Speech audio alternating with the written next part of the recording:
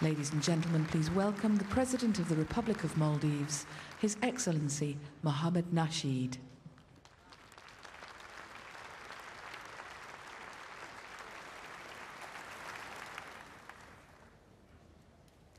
Good morning.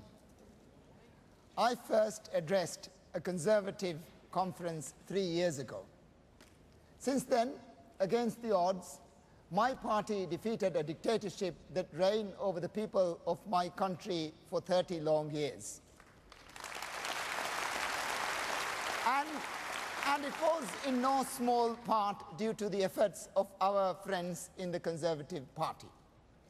I have come here today to say thank you. Today I can proudly stand before you as the first democratically elected president of the Maldives. Without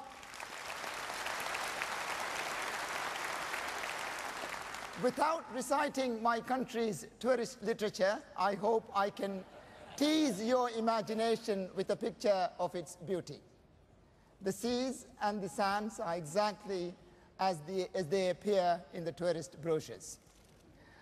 But 3 years ago, all was not well in our country. All of this beauty was harshly contrasted with the oppression suffered under an authoritarian regime.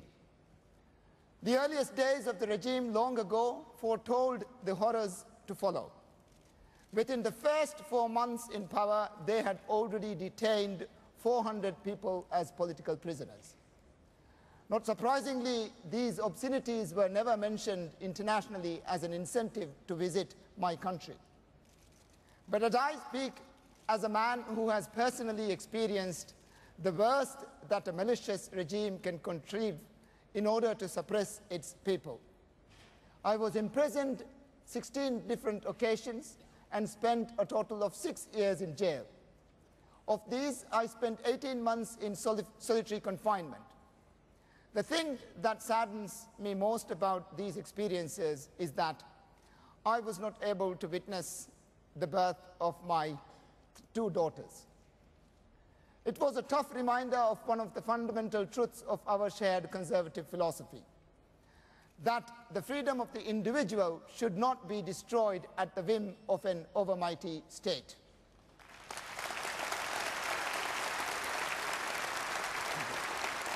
One of the first people released after the election was a man who 4 years ago held a banner calling for the resignation of my predecessor.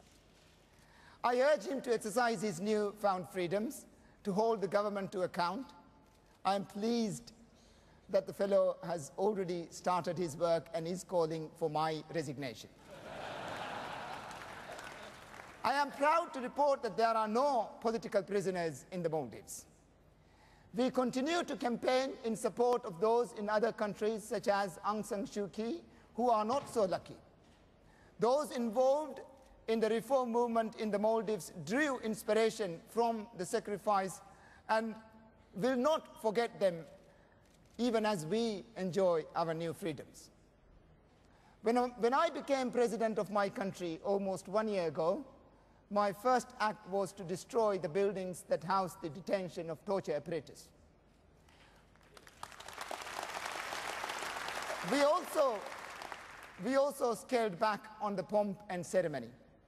I choose not to live in the opulent multi-million-dollar palace which has been home to my predecessor, and transferred it to the judiciary to house the Supreme Court, a gesture which emphasizes the new government's commitment to separation of powers and the sanctity of rule of law.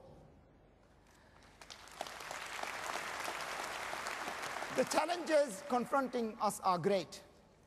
I need not rehearse here the statistics relating to climate change. I will simply tell you that if the process continues unchecked, my grandchildren will find their island home had disappeared completely under the seas. The actions we are taking will provide a template, a survival kit for other nations across the world. For us, the success or failure of the Copenhagen summit might be a matter of life or death. But I see here an opportunity as well as a threat. For me, targets are not just for the reduction of consumption, but also for harnessing human ingenuity in finding alternative energy. Many of you will have visited the Eden Project in Cornwall. We have initiated a twinning arrangement with them where we are able to learn more about the best ways to promote sustainable development all over the planet.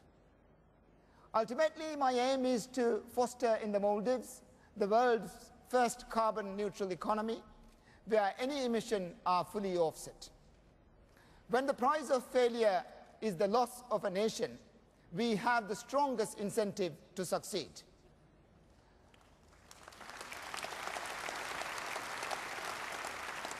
The first democratically elected administration of our country has inherited an economic crisis.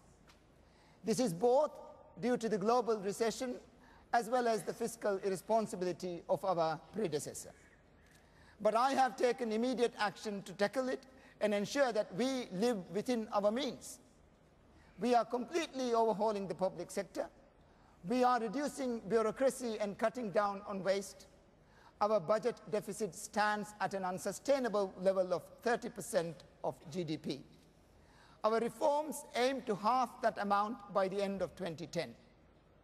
If we share many problems, I know from the policies being developed here that we also find common ground in our solutions. Quality of governance is now the key. Across the world, most recently in Japan and Germany, voters are recognizing that center-right parties are offering the only solution to the financial crisis.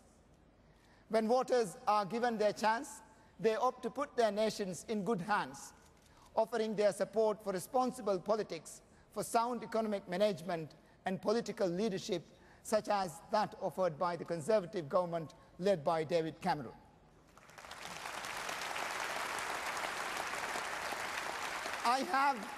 I have every reason to wish you well, for it was your party that did so much to help bring democracy and freedom to our country. Not just with the platitudes, but with the real practical help, campaign advice, training and resources, which matters much in the Maldives as it does in Manchester. I cherish the friendship of William Hague and the Shadow Foreign Office team. Funding from Conservative program of Westminster Foundation for Democracy helped us as it has helped many other countries.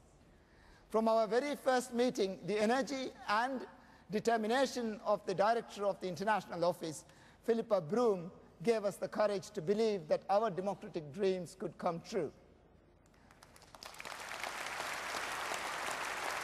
So I will shortly return to paradise. The good news is that starting next month, British Airways will be flying direct to the Maldives from London.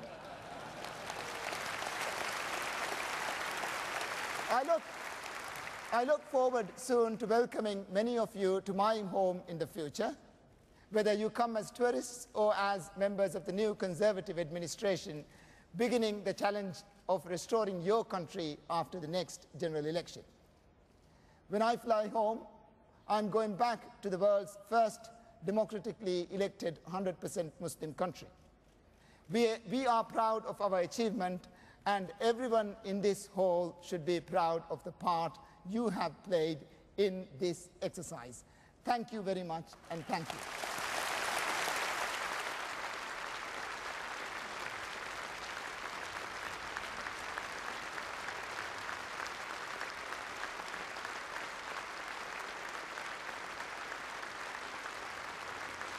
Ladies and gentlemen, please welcome the leader of the Conservatives in the European Parliament,